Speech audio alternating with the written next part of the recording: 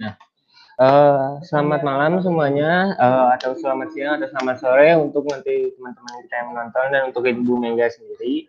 Jadi perkenalkan di sini kita dari kelompok Glosarium. Untuk membernya ini sendiri ada saya sendiri yaitu Izin Abdurrahman Fauzi dari Ilmu Kelautan B NPM akhir 065 dan ada siapa? Saya Graciana Emanuel dari Ilmu Kelautan B NPM akhir 66. Ya, jadi di sini kita akan membahas glosarium dalam mata kuliah meteorologi.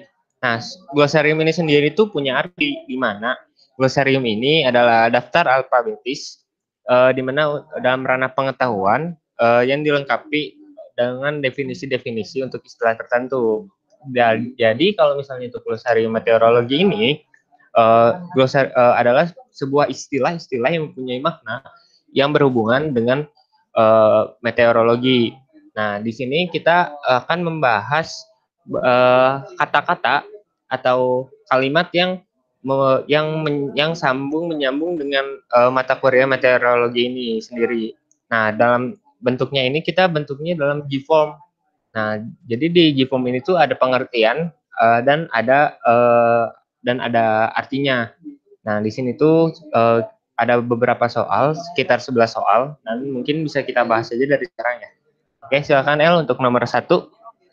Oke, untuk yang pertama, daerah atmosfer yang terletak di antara permukaan bumi dan ionosfer, dan yang konsentrasi elektron di dalamnya sangat kecil, disebut A. Ozonosfer, B. Netrosfer, C. Atmosfer, D. Norder. Jawabannya adalah yang B. Netrosfer. Nah, kenapa ini disebut netrosfer? Karena dari pilihan-pilihan ganda di sini pun sudah jelas, di mana ozon itu adalah lapisan lainnya. Sedangkan untuk atmosfer ini sendiri itu termasuk semuanya gabungan, di mana atmosfer ini tuh adalah lapisan gas yang melingkupi permukaan bumi sampai jauh di luar angkasa begitu. Mungkin boleh nomor selanjutnya ya. Nah, di sini ada pengurangan atau proses menghilangnya awan baik secara alamiah maupun buatan, itu jawabannya adalah cloud dispersal. Nah, di sini tuh ada bermacam-macam, ada cloud seeding, ada cloud disposal, ada cloud veil. Nah, itu tuh bermacam-macam awan itu, cuman dari bentuknya itu atau prosesnya itu berbeda-beda. Oke, lanjut El. Oke, untuk yang nomor 3, hamparan awan tipis tembus cahaya yang masih memungkinkan matahari atau bulan dapat terlihat. Ada cloud seeding, ada cloud disposal, ada cloud veil, dan ada yang terakhir ada cloud dispersal. Jawabannya adalah cloud veil. Nah, ini merupakan pengertian dari yang beberapa yang tadi itu. Oke. Lanjut ya. Bentar. Nah, jadi tadi kita udah mengetahui apa arti cloud veil, di mana cloud veil ini sendiri adalah hamparan awan. Nah, jadi untuk gambarnya ini sendiri ada dua pilihan.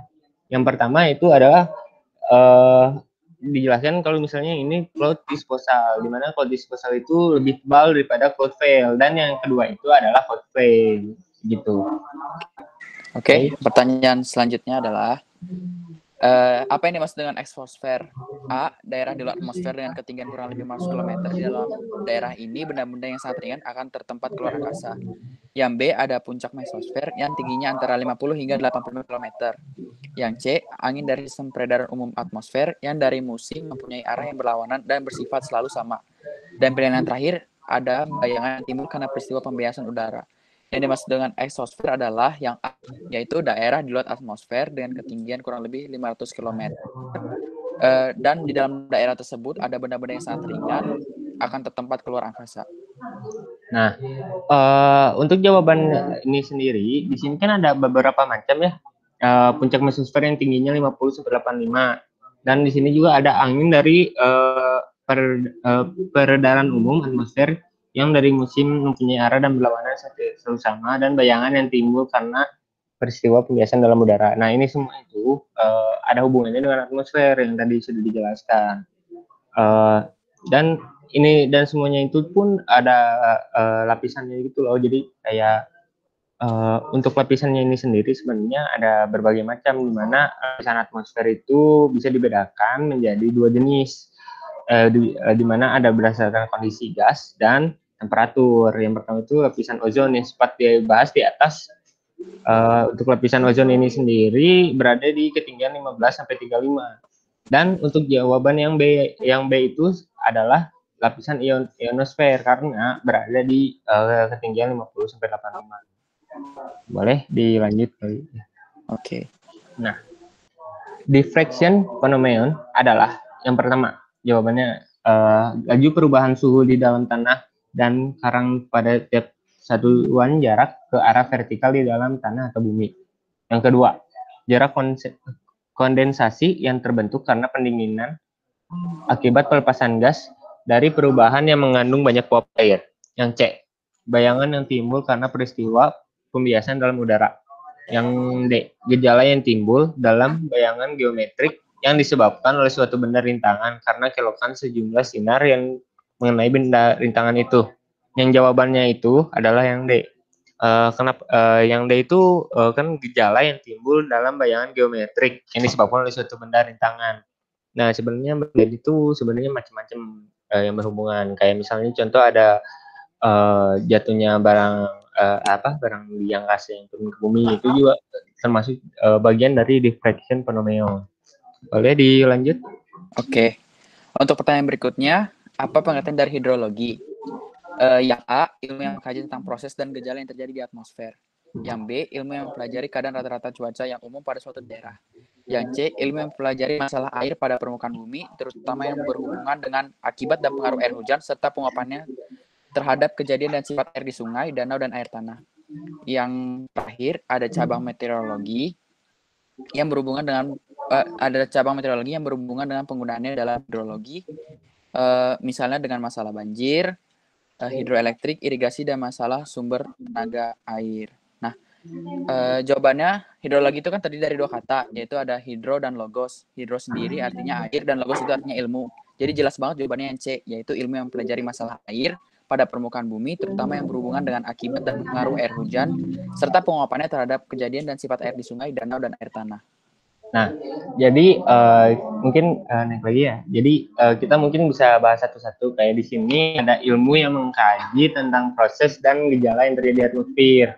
Nah, itu tuh termasuk ke pengertian dari meteorologi, di mana meteo ini pun berasal dari dua bahasa yang sama kayak tadi, kayak hidrologi gitu.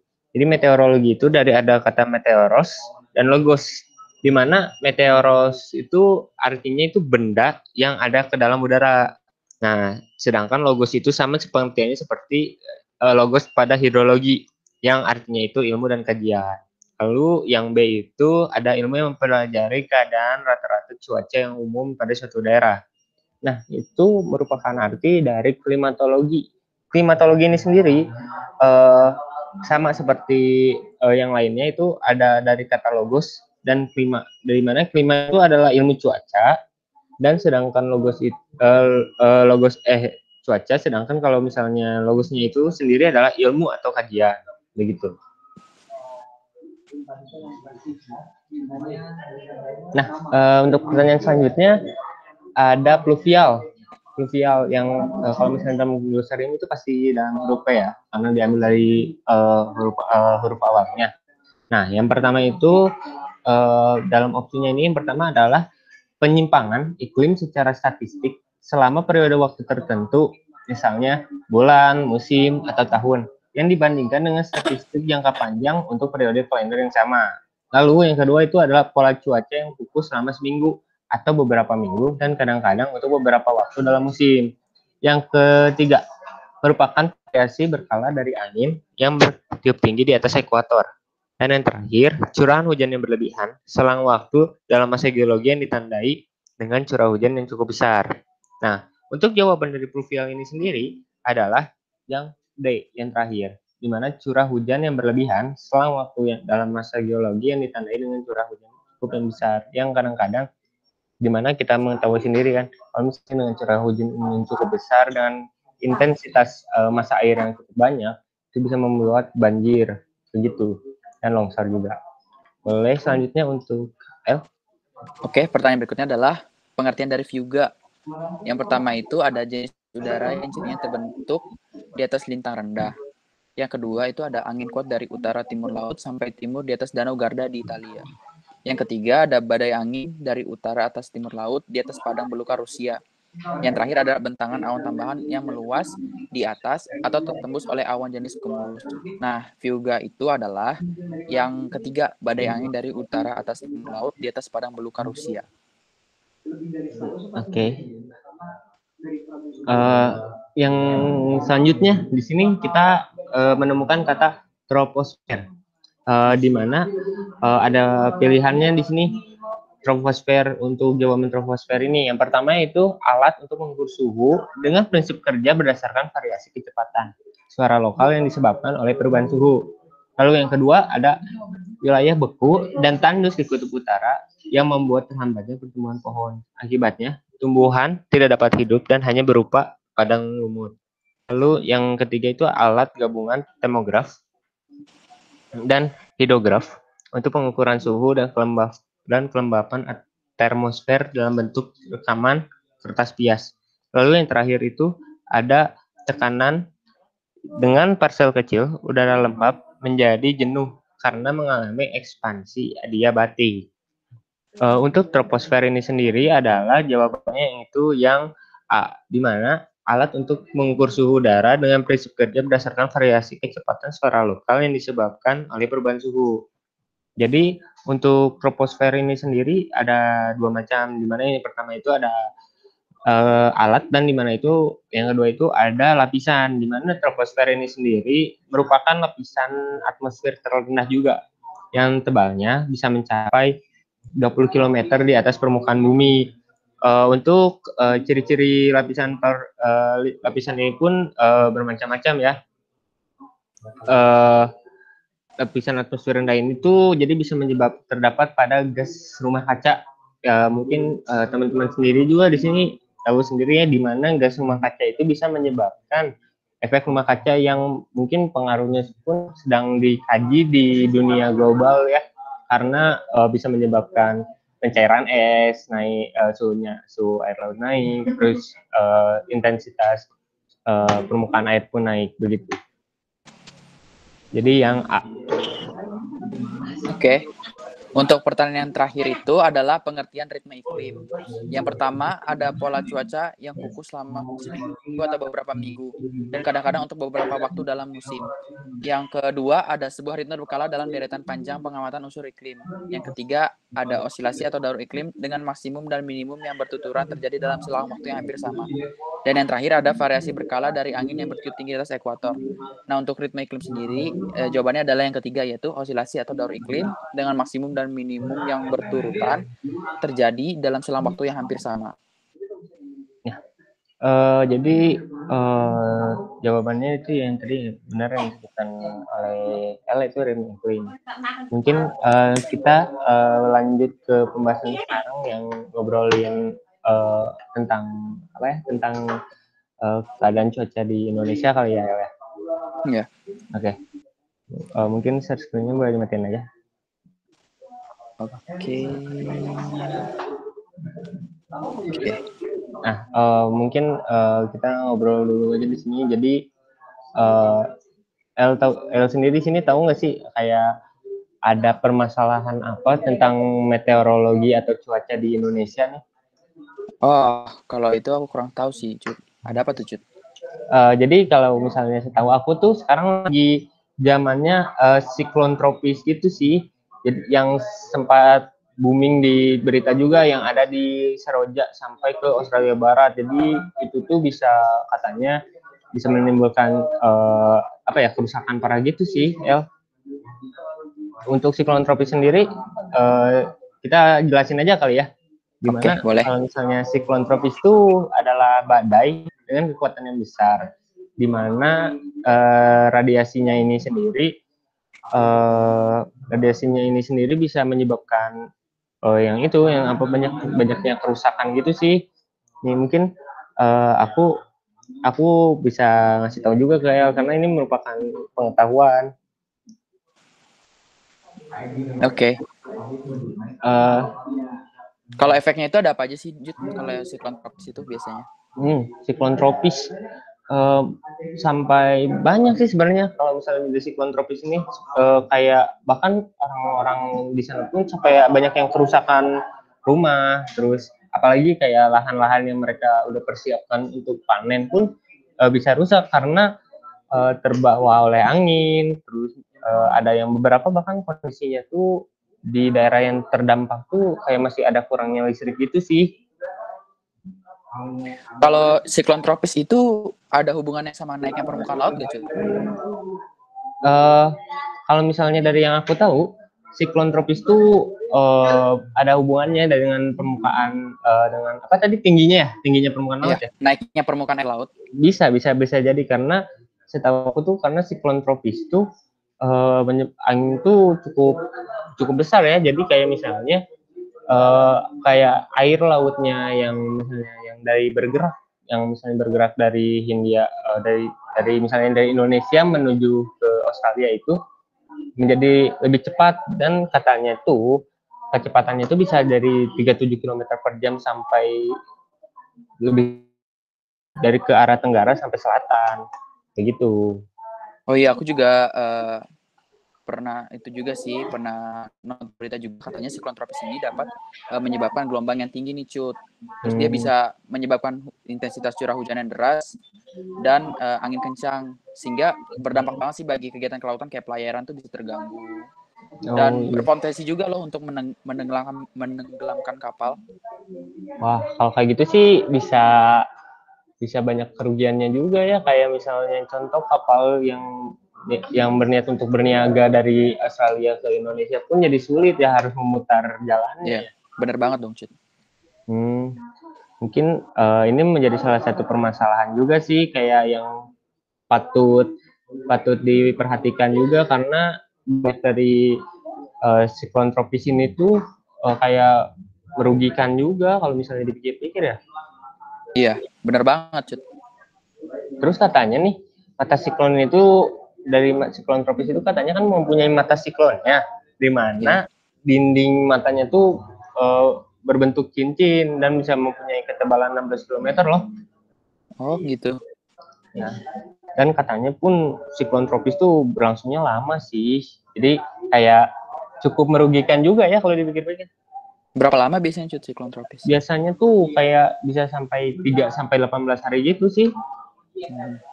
Dan mungkin dirasakannya sama negara-negara, terutama di negara kita sih, karena kita kan emang termasuk negara tropis juga ya.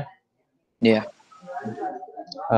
Terus ternyata setahu aku nih 2020 tuh udah cukup banyak loh kayak terjadi siklon tropis ini. Oh iya, di mana aja, Cut?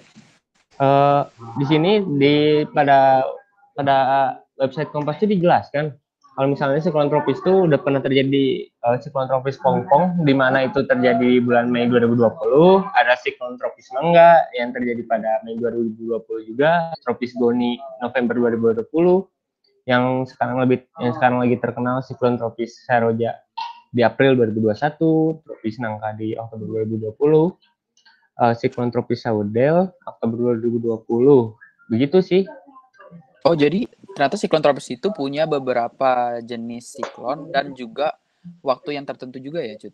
Iya, betul.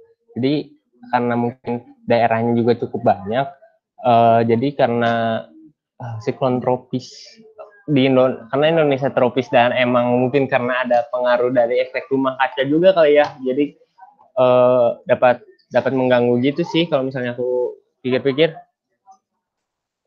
Bener juga sih. Dan katanya nih daerah pertemuan siklon tropis itu ternyata nggak di daerah Indonesia doang, nggak daerah Indonesia bawah tuh. Ternyata ada di Atlantik Barat, ada di Pasifik Timur, Pasifik Utara bagian barat, Samudra Hindia bagian utara dan selatan, dan Australia dan Pasifik Selatan. Ternyata cukup luas juga ya. Biasanya bisa terjadi di berbagai belahan dunia kayak gitu, biasanya faktor apa aja, Cut? Biasanya lebih ke faktor cuaca sih kayaknya, karena Cuaca ya? uh, katanya juga energi dari siklon tropis ini pun didapat dari lautan yang hangat karena dan mungkin siklon tropis itu bisa lemah ketika dia gerak ke perairan yang dingin atau memasuki ke daratan gitu. Baru tahu aku sekarang. Iya sih, aku juga kayak kayak ternyata lagi tentang ngomongin tentang siklon tropis yang di TV-TV itu kayak di berita-berita pun ternyata seluas itu. Ya, mungkin cukup kali ya podcast kita kali ini. Iya, cukup kita akhiri aja. Terima kasih. Selamat malam, selamat siang atau selamat sore. Terima kasih sudah menonton. Mungkin maaf dari kata-kata kita ada yang rancu atau misalnya ada yang nyakitin hati ke kalian. Mungkin dari El sendiri ada mau ngomong sesuatu? Dari aku aja sih, semoga materi yang kita sampaikan bermanfaat bagi para pendengar. Dan mohon maaf apabila ada kesalahan kata atau kesalahan informasi yang kami sampaikan. Sekali lagi terima kasih. Terima kasih semuanya. Bye-bye.